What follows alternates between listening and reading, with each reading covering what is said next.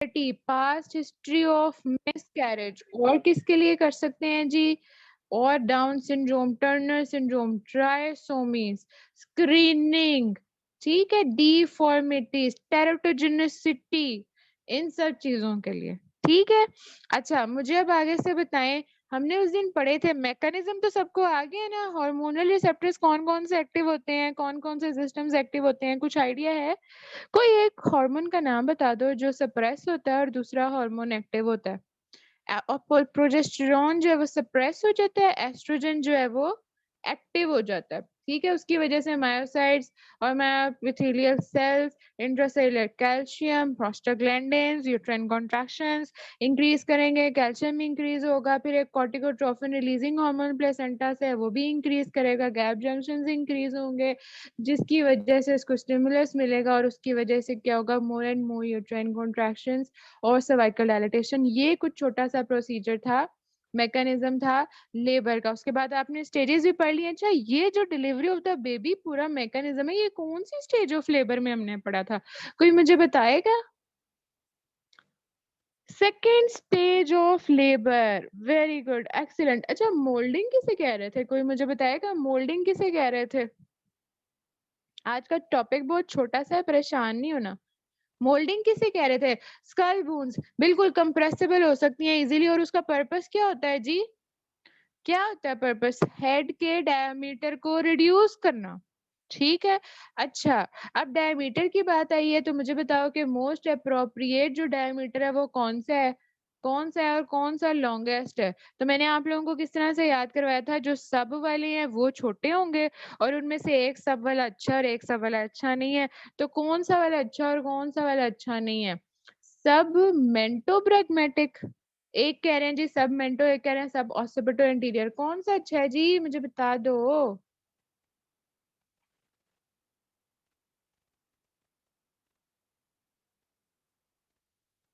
किसके अंदर complete flexion होगी? सब ऑसिपिटो ब्रैगमेटिक यार। सब मेंटो ब्रैगमेटिक में तो मेरा ख्याल है उसकी प्रेजेंटेशन ही कुछ और होगी। आप सोचो उसकी फेस प्रेजेंटेशन होगी तो क्या वो गुड प्रेजेंटेशन है? नहीं, ठीक है। अच्छा, एक हम मिलिट्री प्रेजेंटेशन भी कह रहे थे, वो कौन सी थी मिलिट्री प्रेजेंटेशन? मेरा ख्याल कहता है मिलिट्री प्रेजेंटेशन ऐसे अकड़ा हुआ खड़ा हुआ, occipito frontal, very good, excellent, ठीक है। नहीं रिमशा, इम्प्रूवमेंट की जरूरत है बहुत से बच्चों को। पढ़ो यार पढ़ो, फाइनल ईयर में आ गए हो, पढ़ लो पढ़ लो, ठीक है।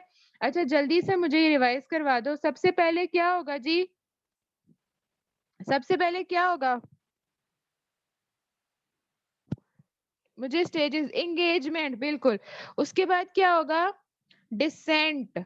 उसके बाद फ्लेक्शन, इंटरनल रोटेशन, फिर एक्सटेंशन, रेस्टिट्यूशन, एक्सटर्नल रोटेशन और आखिर में एक्सपल्शन, ठीक है। तो ये डायग्राम्स मैंने सोचा तो था आप लोगों को इसको करके तो मैं आप लोगों को से सुनूंगी, लेकिन अभी टाइम कम है तो इसलिए मैंने आप लोगों को जल्दी से खुद ही बता दिया, ठीक है। इसमें इन्होंने ये भी लिखा हुआ है, देखो, डिलीवरी ऑफ द पहले इंटीरियर शोल्डर, फिर पोस्टीरियर शोल्डर, और फिर उसके बाद पूरी जो rest part of the body है वो डिलीवर होगी, ठीक है। हाँ जी, ये समझ आ गई है सारी? एंगेजमेंट समझ आ गई थी, फ्लेक्शन, एक्सटेंशन, रेस्टिट्यूशन, सब कुछ? अच्छा, मुझे यहाँ पे बता दो, ये अगर नीचे 15 बीट्स पर मिनट जाएगा और 15 सेकंड्स तक रहेगा तो वो क्या होगा? और अगर ऊपर जाएगा 15 बीट्स पर मिनट और वो 15 टू 20 सेकंड्स रहेगा तो वो क्या होगा? और ये जो दरमियान में नॉर्मल है ये क्या है? और अगर ये स्ट्रेट लाइन हो जाएगा या लेस देन 10 बीट्स हो जाएगा तो ये क्या होगा? रिड्यूस्ड वेरिएबिलिटी होगी, ठीक है। और ये 120 से 160 के दरमियान है तो ये क्या है? Normal baseline 100। अगर ये ऊपर जाएगा तो टैकी, अगर नीचे जाएगा तो ब्रेडी। उसकी क्या क्या कॉजेज है? इन्फेक्शन हो सकता है, कोई हाइपोक्सिया हो सकता है, कोई अंडरलाइन कोमॉर्बिडिटी हो सकती है, एनीमिया हो सकता है, बिल्कुल ठीक है। और ये सीटीजी किसके के साथ कोरिलेट, ये सारे स्टिमुलसेस, ये सारे रिस्पॉन्सेस किसकी बेस पे आ रहे हैं? यूट्राइन कॉन्ट्रैक्शंस की। यहाँ पे क्या है? पावरफुल यूट्राइन कॉन्ट्रैक्शन स्ट्रॉन्ग, उसकी वजह से क्या हुई? डीसेलरेशन। जैसे ही यूट्राइन कॉन्ट्रैक्शन सी सही हुई, बंद हुई, उसकी वजह से वेरिएबिलिटी आना शुरू हो गई। अच्छा, इसमें स्ट्रेट लाइन का मतलब बंदा मर गया ईसीजी की तरह? नहीं, इसमें स्ट्रेट लाइन का मतलब है यूट्राइन कॉन्ट्रैक्शंस नहीं हो रही। ठीक है जी, तो हमने अपने 4 लेक्चर्स रिवाइज कर लिए हैं। आज का हमारा टॉपिक है प्री टर्म लेबर। जिसे लेबर समझ आ गई, उसे प्री टर्म लेबर समझने में कोई मुश्किल नहीं हो सकती, है कि नहीं? प्री टर्म लेबर बेसिकली क्या है? प्री का क्या मतलब है? बिफोर। तो टर्म का क्या मतलब है? जो उसका ऑफिशियल टाइम था बाहर आने का, उससे पहले अगर वो बाहर आ जाए, उसको हम क्या कहेंगे? Pre term labour. ठीक है। यूट्राइन कॉन्ट्रैक्शंस पहले स्टार्ट हो जाएं बिफोर टाइम एक्सपेक्टेड, बेबी की डिलीवरी पहले हो जाए। ठीक है। तो थर्ड ट्राइमेस्टर किस में होता है जी? 32 टू 37 ऑफिशियली आइडियली वीक्स होते हैं, लेकिन अगर वो 37 वीक्स से पहले या आफ्टर 20 वीक्स जो कॉन्ट्रैक्शन स्टार्ट हो जाए, तो उसको हम क्या कहते हैं? Pre term. ठीक है। अब प्री टर्म लेबर है, प्री मेच्योरिटी है, मतलब अभी मेच्योर नहीं हुए, ना लंग्स मेच्योर हुए हैं, ना उसकी पूरी बॉडी पूरी तरह से मेच्योर हुई है, ना उसके कुछ ऑर्गन्स मेच्योर हुए हैं। तो अगर इस सिचुएशन में उसकी डिलीवरी होती है, तो उसे हम क्या कहेंगे जी? प्री मेच्योर डिलीवरी या प्री मेच्योर बर्थ। ठीक है। इतनी बात समझ आ गई है? अब जितनी वो जल्दी डिलीवर होगा, जितना प्रीमेच्योर होगा, जितना अर्ली होगा, उतनी ज़्यादा चांसेस हैं कि उसको कोई भी हेल्थ कॉम्प्लिकेशन हो सकती है। मुझे बताओ, इसमें कोई मुश्किल बात थी?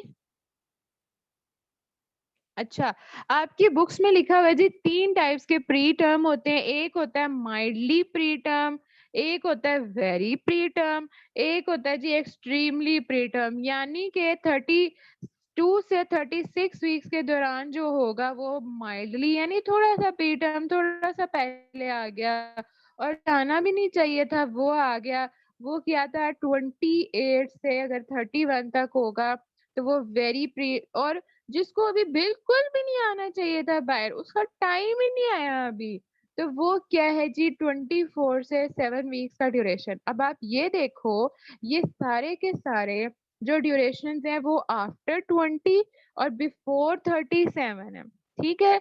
तो इस ड्यूरेशन में जो भी बर्ड्स होंगी उन्हें हम क्या कहेंगे? Pre term birth. अब हमने प्री टर्म बर्थ क्या होती है, कितने वीक्स पे होती है, उसकी कितनी टाइप्स होती हैं, ये पढ़ लिया। यहाँ तक किसी को कोई मसला? और ये भी पढ़ लिया है कि जितनी जितनी जल्दी, जितनी ज्यादा जल्दी होगा, उतने ज्यादा चांसेस हैं हेल्थ रिस्क के। ठीक है। पहला वाला है जी माइल्डली, दूसरा है वेरी प्री टर्म, तीसरा है एक्सट्रीमली जो कि 24 टू 27 वीक्स पे होगा। ठीक है जी। अच्छा, नेक्स्ट अब चलते हैं जी कि क्या क्या कॉजेज हो सकती हैं प्री टर्म की। तो क्या क्या कॉजेज हो सकती हैं?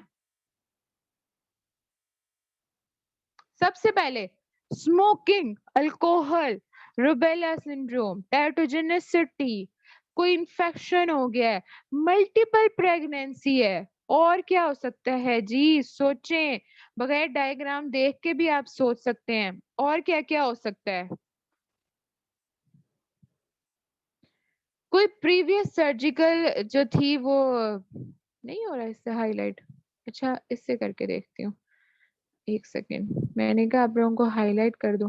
अच्छा, कोई प्रीवियस सर्वाइकल सर्जरी हुई है, उसका सर्विक्स छोटा था, या उसकी कोई मॉर्बिडिटी थी, फाइब्रॉइड था, कोई यूट्राइन इन्फेक्शन था, कोई पीआईडी थी, प्रीवियस उसका कोई मिसकैरेज हुआ हुआ था, उसको कोई इन्फेक्शन डेवलप हो गया है, उसकी प्रीवियस भी प्री टर्म की हिस्ट्री है, तो मोस्ट लाइकली 90% चांसेस है कि इस दफा भी हो। कोई मल्टीपल प्रेगनेंसी है, मैटरनल एज ज्यादा हो गई है, प्रेगनेंसी है। और क्या हो सकता है जी? बैक्टीरियल वेजिनोसिस हो सकता है। भाई ने पढ़ाया है बैक्टीरियल वेजिनोसिस, पता है ना बैक्टीरियल वेजिनोसिस क्या होता है? राया ने कहा पॉलीहाइड्रोमनियोज, बिल्कुल पॉलीहाइड्रोमनियोज भी हो सकता है। कोई ड्रग एब्यूज, जिसमें मैंने आपको अल्कोहल का बताया, और टीनेजर्स के अंदर भी ये हो सकता है। ठीक है। जिनकी एज जो वो अर्ली एज हो और उसके अंदर वो उनकी क्या कहते हैं लाइफस्टाइल मॉडिफिकेशन, एनीमिया वगैरह का हो, या इसके अलावा उनकी कितना उसको नाम पता हो कि किस तरह से प्रेगनेंसी में ख्याल रखना है। ठीक है जी, यहाँ तक किसी को कोई मसला? अब इसमें से आँखें बंद करके मुझे तुम लोग स्मोकिंग बता सकते हो, अल्कोहल बता सकते हो, multiple pregnancy, advance maternal age हो गई, previous history of pre term, miscarriage की हिस्ट्री, सर्वाइकल कोई उसकी सर्जरी की हिस्ट्री, उसका सर्वाइक्स का साइज़ जो है वो छोटा था या उसको कोई बैक्टीरिया हो गया, बैक्टीरियल वेजिनोसिस उसमें आ जाएगा। तो 2 मिनट लगने हैं और सारे के सारे तुम लोगों ने मुझे ये सिम्पटम्स बता देने हैं। तो मुश्किल है इसमें कोई बात? अच्छा, अब प्रीटर्म होता किन-किन वजूहात से है? एक तो ये है कि इसके अंदर बेसिकली क्या होता है, ये वही चीज़ें उसके साथ थोड़ी-सी इन्होंने और ऐड की हैं कि क्या होता है कि जो क्या कहते हैं, होता ये है ना कि प्रोजेस्टेरोन जो है वो सप्रेस कर रहा होता है उसको यूट्राइन कॉन्ट्रैक्शंस को, सर्वाइकल डायलेटेशन को। तो क्या होता है, एस्ट्रोजन फिर आके उसको मास्क करता है, उसकी वजह कॉन्ट्रैक्शंस और वो सब कुछ होता है और साथ में ऑक्सीटोसिन होता है। लेकिन यहाँ पे ये है कि यहाँ पे जो प्रेगनेंसी को होल्ड कर रहा है, प्रेगनेंसी को मेंटेन कर रहा है, उसी का ही अगर हो जाए तो उसकी वजह से भी क्या हो सकता है, यूट्राइन कॉन्ट्रैक्शन स्टार्ट होंगी, सर्वाइकल डायलेटेशन स्टार्ट होगी या सर्विक्स की कोई डिज़ीज़ थी या सर्विक्स का साइज़ छोटा था, उसकी वजह से जो है वो एब्नॉर्मैलिटी हुई और उस वो जल्दी ओपन होना शुरू हो गया, ठीक है? या ये कह लें जी कि breakdown of maternal fetal tolerance, ठीक है? या कोई स्ट्रेस, कोई एंग्ज़ायटी उसकी वजह से भी जो है वो अर्ली बर्थ हो सकती है। या उसके अलावा इन्फेक्शन जिसमें हमने बैक्टीरियल वेजिनोसिस भी पढ़ा और कोई एसिम्प्टोमेटिक जिसमें हमने पढ़ा भी था शायद लेबर में, अगर आप में से किसी को याद हो कि urinary tract infections are the most important and most common infections that occur during pregnancy. कुछ इस तरह की लाइन मैंने बोली थी पहले 4 लेक्चर्स में, अगर किसी को याद हो। वैसे चल तो रही थी ये पट्टी। अच्छा, कोई वैस्कुलर डिजीज़ेज़ हो सकते हैं, ठीक है? और इसके अलावा यूट्राइन ओवर डिस्टेंशन वो कैसे होगी अगर वो पीआईडी है या फाइब्रॉइड्स हैं। फिर डेसिडुअल सेनेसेंस, ये क्या होता है जी? डेसिडुअल सेनेसेंस क्या होता है? कौन बताएगा?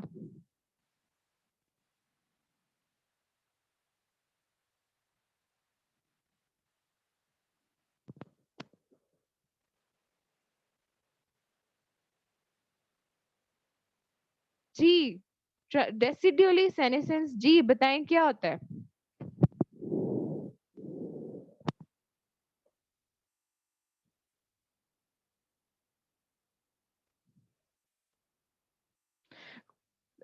इसमें ये आएगा कि जो है वो जो क्या कहते हैं उसको, आप ये कह सकते हो कि बेबी जो है उसका ऑर्गन कुछ एक्टिव है, कुछ इनएक्टिव है। वालेकुम अस्सलाम, ठीक है? और क्या कहते हैं, मतलब ये कह लो कि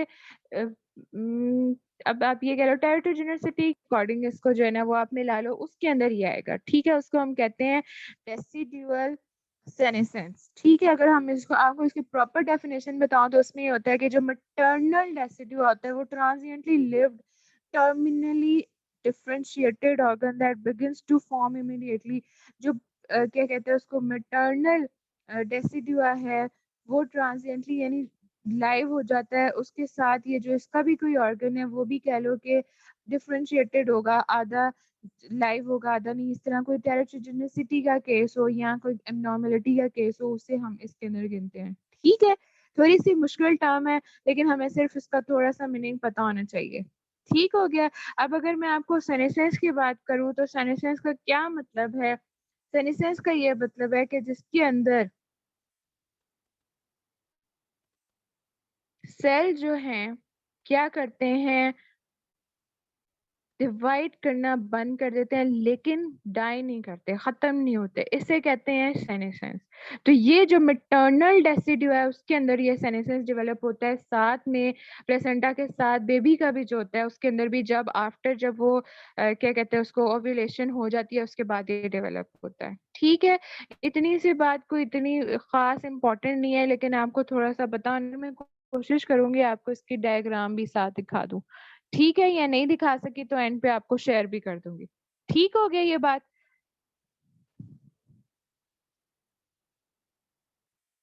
चलें। हाँ जी, सारे सोए हुए हैं?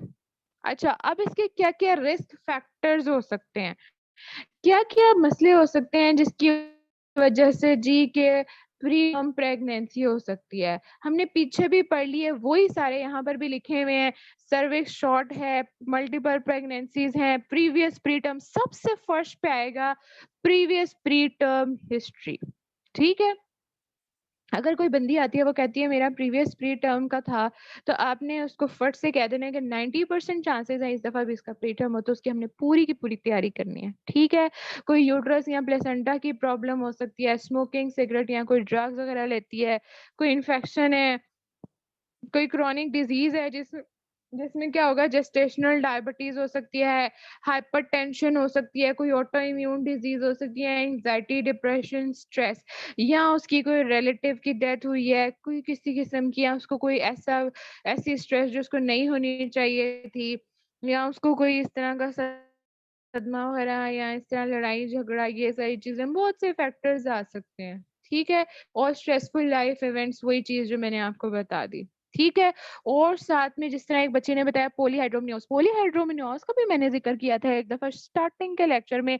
एएफआई का मैंने बताया था, एमनियोटिक फ्लूइड इंडेक्स होती है कोई चीज, और उसके अंदर 4 पाउचेस में से हम फ्लूइड जो है उसको काउंट करते हैं, और उसकी जो नॉर्मल वैल्यू होती है 25 सेंटीमीटर, अगर वो 20 से कम हो तो लीगू, अगर 25 से ज्यादा हो तो पॉलीहाइड्रोमिनोज। कुछ याद आया? तो अगर पॉलीहाइड्रोमिनोज होगा तो ज्यादा चांसेस हैं कि प्री टर्म हो जाए। ठीक है? और vaginal bleeding during pregnancy, presence of the fetal birth defect, तब तो आपको फॉरन फॉरन जो है वो मैंने आपको ये भी पढ़ाया था सीटीजी में कि अगर उसकी जो है वो 30 मिनट्स तक रिपीटेड 2 अटेम्प्ट्स के ऊपर जो है फीटल हार्ट नहीं आ रहा, या उसके फीटल हार्ट साउंड नहीं आ रही, तो फिर irrespective of any gestational age, चाहे जो भी आपने फॉरेन से सी सेक्शन या forceps, an interval of less than 12 months or of more than 59 months between the pregnancies, इसकी वजह से भी प्रीटर्म होने के चांसेस है। और हमने पढ़ा है जी के मैटरनल एज, पीछे पढ़ा यंगर और ओल्डर दोनों आते हैं इसके अंदर, और ये भी आता है जी ब्लैक, नॉन हिस्पैनिक रेस और एथनिसिटी। ठीक है जी? अब इसके सिम्टम्स क्या क्या होंगे जी, क्या क्या सिम्टम्स हमें नजर आएंगे प्री टर्म में? कौन बताएगा?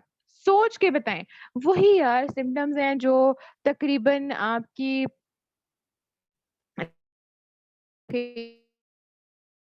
सबसे पहले क्या होगा, रेगुलर या frequent session of pressure feel होगा, mild abdominal cramps, vaginal spotting या लाइन ब्लीडिंग, बिल्कुल PROM, premature rupture, preterm premature rupture of the membranes. ठीक है? और change in the type of the vaginal discharge, पहले वाटरी होगा, फिर म्यूकस लाइक, और फिर ब्लडी। अगर आप ये सारे साइंस एक्सपीरियंस,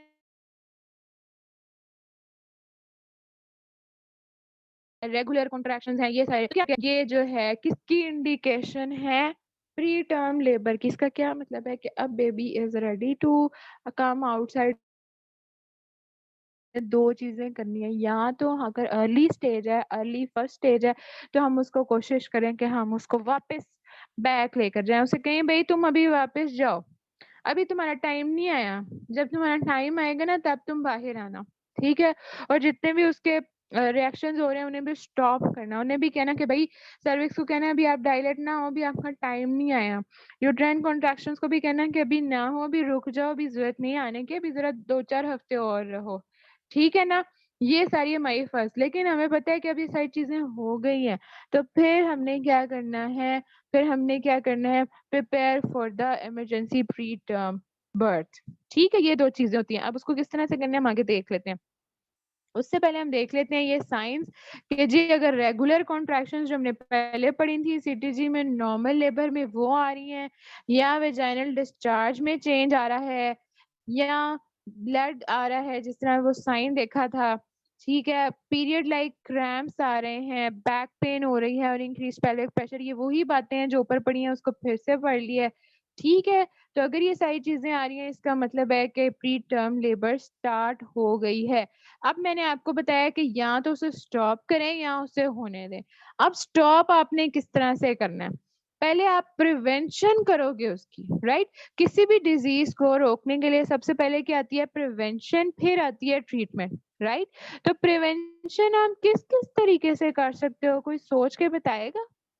अभी तो उसके लेवल पे नहीं, अभी स्टार्ट हो गए हैं यूट्राइन कॉन्ट्रैक्शंस, नहीं उसके लेवल पे नहीं, स्टार्ट में आप किस तरह से करोगे? बॉयज एंड गर्ल्स मुझे कोई भी एक्टिव नजर नहीं आ रहा है, ऐसे लग रहा है सारे सो रहे हैं और सोते सोते लेक्चर ले रहे हैं।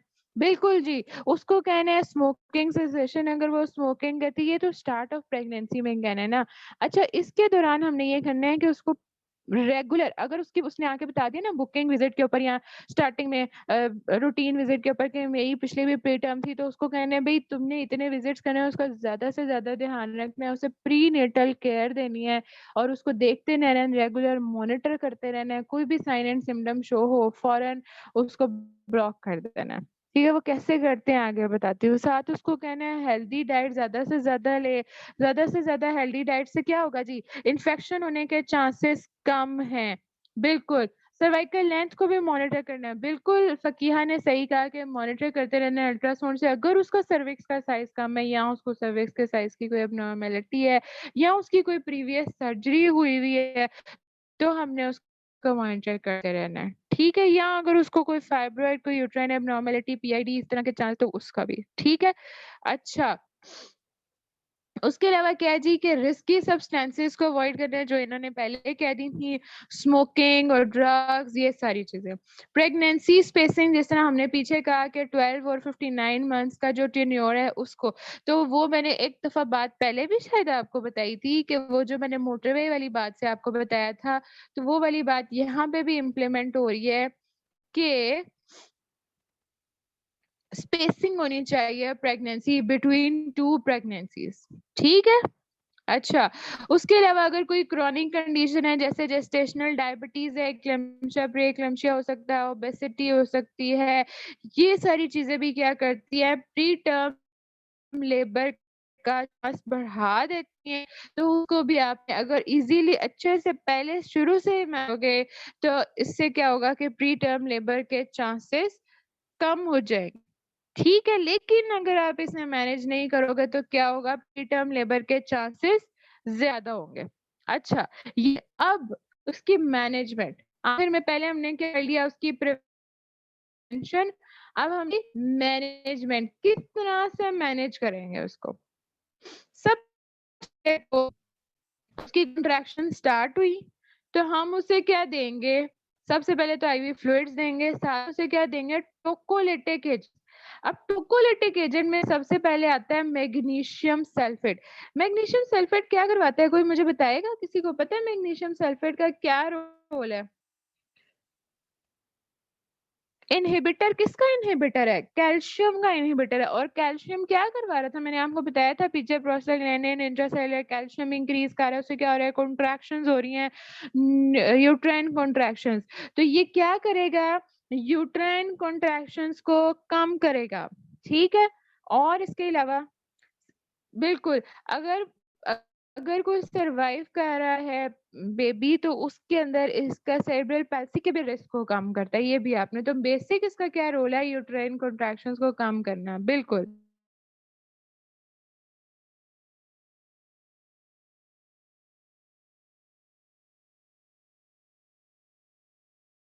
स्टेरॉइड्स क्या करेंगे उसके अंदर? अगर अगर फॉर एग्जांपल बेबी इमरजेंसी में बिल्कुल क्या करते हैं, लंग्स प्री मैच्योर होती है ना, कुछ इस तरह अंडर डेवलप 32 वीक्स के ऊपर या 27 या 31 या 33 या 36 के ऊपर, बिल्कुल अगर वो डिलीवर हो जाता है तो ये हेल्प करेंगे लंग्स को मेच्योर करने में। ठीक है? इसके अलावा इसके अंदर शायद लिखे हुए हैं या नहीं, नहीं लिखे हुए। अच्छा, इसके अंदर आपने और भी ऐड कर लेने हैं, आपकी बुक में भी शायद लिखे हो। आपने इसके अंदर और टोकोलिटिक ड्रग्स में देना है, बीटा एड्रेनर्जिक एगोनिस्ट भी आप दे सकते हैं। वो क्या करवाते हैं? मायोमेट्रिक रिलैक्सेशन। फिर कैल्शियम चैनल ब्लॉकर्स भी आप दे सकते हो, जो कि नाम से जाहिर है मायोमेट्रिक कॉन्ट्रैक्शंस जो कि one of the initial best therapy के तौर पे यूज किए जाते हैं। और प्रोस्टाग्लैंडिन सिंथेसेज इनहिबिटर्स एनएसएइड्स जो यहाँ पे राइया ने कहा, तो एनएसएइड्स बेसिकली क्या करवा रहे होते हैं, प्रोस्टाग्लैंडिन्स के बारे में मैंने आपको बताया था। प्रोस्टाग्लैंडिन्स जो है वो इंक्रीज करते हैं ऑक्सीटोसिन से भी, कोरियोटॉपिक रिलीजिंग हार्मोन से भी। उससे क्या होता है, गैप जंक्शन इंक्रीज होते हैं, कैल्शियम इंक्रीज होता है, मायोसाइट्स मायोएपिथेलियल सेल्स पे एक्ट करते हैं, उसकी वजह से यूट्राइन कॉन्ट्रैक्शंस होती हैं।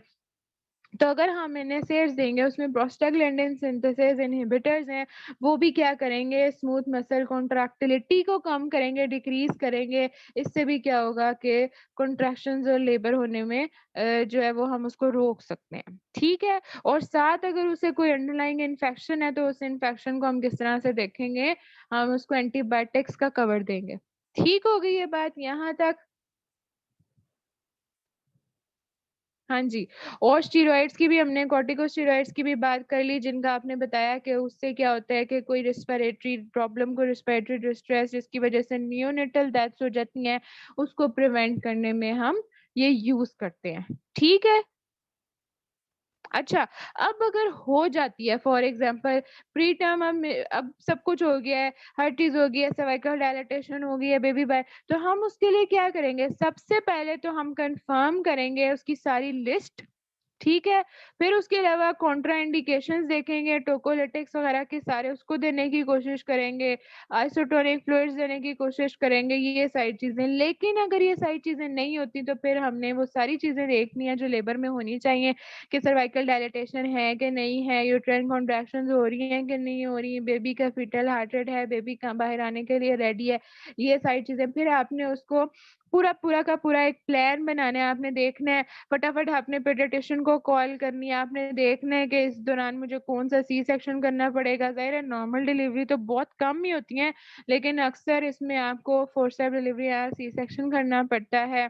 फिर आपने साथ में एंटीबायोटिक कवर भी रखना है, आपने देखना है कि अगर प्रीमेच्योर रप्चर ऑफ मेम्ब्रेन्स हो जाए, उसके अंदर आपने आईवी एंटीबायोटिक्स देने हैं उसको। उसके बाद भी आपने नियोनेटल को भी, जो बेबी है उसको भी आपने एंटीबायोटिक कवर देना है कि उसको कोई प्रॉब्लम ना हो। फिर उसके अलावा ये जो कॉर्टिकोस्टेरॉइड्स का रोल है, ये भी आपने, बहुत इंपॉर्टेंट है, ये भी आपने उसको देना है कि उसको कोई प्रीमेच्योर लंग डिजीज ना हो जाए, उसके लंग्स मैच्योर हो जाएँ। ठीक है?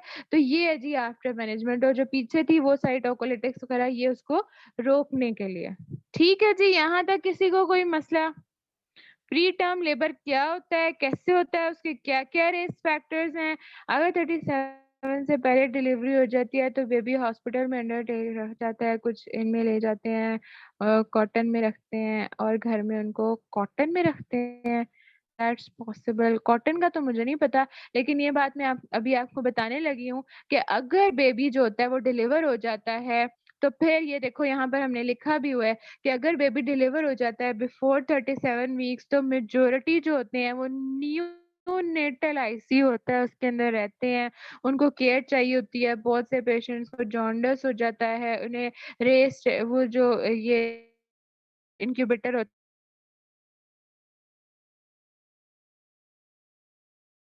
इनक्यूबेटर में जो स्पेशल वाला जिसका टेम्परेचर जो होता है वो just like the temperature of the mother's warm होता है, और उसके अंदर उसकी मैच्योरिटी जब तक वो थोड़ा बहुत मैच्योर नहीं हो जाता तब तक उसे वहाँ रखा जाता है। मुमकिन है वो महीने भी रहे, मुमकिन है वो 10-15 दिन रहे, लेकिन वो वहाँ पे रहता है। ठीक है? और कुछ ऐसे होते हैं लाइक 7 मंथ्स हैं, 8 मंथ्स के ऊपर हुए हैं, 8-9 के ऊपर हुए हैं या 9 के अर्ली में हो गए हैं, उन्हें थोड़ी देर के लिए आईसीयू केयर चाहिए होती है और उसके बाद वो। लेकिन ये भी है कि जो बहुत से, अगर अर्ली प्रीमेच्योर, जो वेरी प्रीमेच्योर है ना, एक्सट्रीमली प्रीमेच्योर, उनमें से 90% की तो डेथ्स हो जाती हैं क्योंकि उनके लंग्स नहीं मैच्योर हुए होते। उसकी वजह से वो रेस्पिरेटरी डिफिकल्टी होती है और रेस्पिरेटरी डिस्ट्रेस की वजह, ये भी कुछ सिचुएशंस हैं, ये भी हमें पता होनी चाहिए। प्री करते हुए एक और बात मैं आपको बता दूँ कि जो फॉर एग्ज़ाम्पल प्री टर्म होने से पहले, यानी ये तो सारी बातें ना कि जब उसको मसले-मसाइल शुरू हो गए सब कुछ, इससे पहले बिल्कुल राइया बाद में भी दे सकते हैं। ठीक है?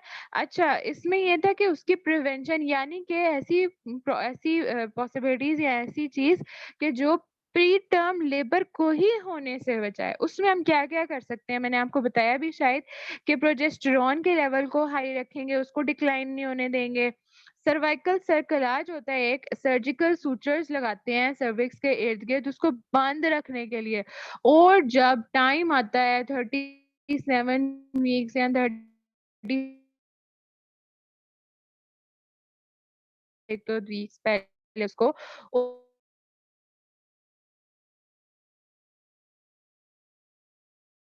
जो है ना वो रोटर्स लगा देते हैं ऊपर, ठीक है, सर्वाइकल ओपनिंग के ऊपर कि वो खुले ना ना आए, ठीक है? ये भी क्या है प्री टर्म डिलीवरी के वो कम कर सकता है, ठीक है? ये किन-किन इंडिकेशंस कौन-कौन सी होती हैं सर्कलाज की? इंडिकेशंस ये होती हैं कि अगर कोई उसकी पिछली प्री टर्म प्रेगनेंसी थी, लॉस था कोई उसका अबॉर्शन था या मल्टीपल प्री टर्म प्रेगनेंसीज़ थी, सर्वाइकल डायलेटेशन थी in the absence of the uterine contractions या उसका सर्विक्स छोटा था, बिल्कुल, ये सारी चीज़ें हो सकती हैं, ठीक है? और इसके अलावा हम अल्ट्रासाउंड तो बहुत इम्पोर्टेंट है जी, वो आपने भी मुझे बताया, उससे भी हम देख सकते हैं सर्वाइकल की लेंथनिंग सारा। और इसके अलावा एक आखिरी चीज़ रह गई जी, एफएफएन भी होता है कुछ, ये क्या होता है? फीटल फाइब्रोनेक्टिन, ठीक है? फीटल फाइब्रोनेक्टिन जो है, ये भी असेसमेंट करवा सकता है सर्वाइकल डायलेटेशन की, ठीक है? अच्छा, इसमें क्या होता है, ये बेसिकली एक प्रोटीन है जो सर्वाइकोवेजाइनल फ्लूइड के ऊपर आती है। ये वैसे तो नहीं पड़ी हुई होती, लेकिन अगर सर्वाइकल डायलेटेशन हो रही हो या होनी हो, तेज़ हो जाती है, तो इसको भी स्क्रीन करके हम देख सकते हैं कि आया सर्वैक्शन हो ठीक है? That's all for today. किसी को कोई मसला-मसाइल, कोई क्वेश्चन ना समझ आया हो तो पूछ सकता है, ठीक है? और आपका ये बहुत ईज़ी, बहुत इंटरेस्टिंग टॉपिक इसलिए बना क्योंकि आपको लेबर की समझ आ गई थी और आपको सीटीजी की भी समझ आ गई थी, ठीक है? चलें जी, थैंक यू सो मच, अल्लाह हाफ़िज़। खुशी हो रही है आज 40 मिनट्स में लेक्चर खत्म करके? अच्छा, एफएफएन का दोबारा बता दें। के लिए प्रोटीन है, फीटल फाइब्रोनेक्टिन नाम है इसका। ये नॉर्मली जो है वो तो नहीं इंक्रीज़ होती या फिर रेज़्ड होती, लेकिन जब सर्वाइकल डायलेटेशन होनी होती है, तो उसकी वजह से ये इंक्रीज़ हो जाती है, जिसको हम स्क्रीन करके पता लगा सकते हैं। उसकी प्रेज़ेंस अगर सर्वाइकल वेजाइनल फ्लूइड अगर उसके अंदर हो 22 से 36 वीक्स के दरमियान, तो ये हमें बताती है कि प्री टर्म लेबर होने के चांसेस हैं। ठीक है? इसका फ़ॉल्स नेगेटिव रिज़ल्ट कोई इतना ख़ास नहीं है, मतलब ये ज़्यादातर हमें कन्फर्म डायग्नोसिस बता सकती है कि येस प्री टर्म लेबर होने के चांसेस हैं। ठीक है जी, थैंक यू सो मच। अल्लाह हाफ़िज़, दुआ में याद रखिएगा। ठीक है, कोई क्वेश्चन हो तो फिर भी मैसेज पे पूछ लें। आज मैं कोशिश करूँगी कि आप लोगों को वो जो आप लोगों की मैंने एंटीनेटल की मार्किंग गई थी वो करवा के सोऊँ। ठीक है जी, अल्लाह हाफ़िज़।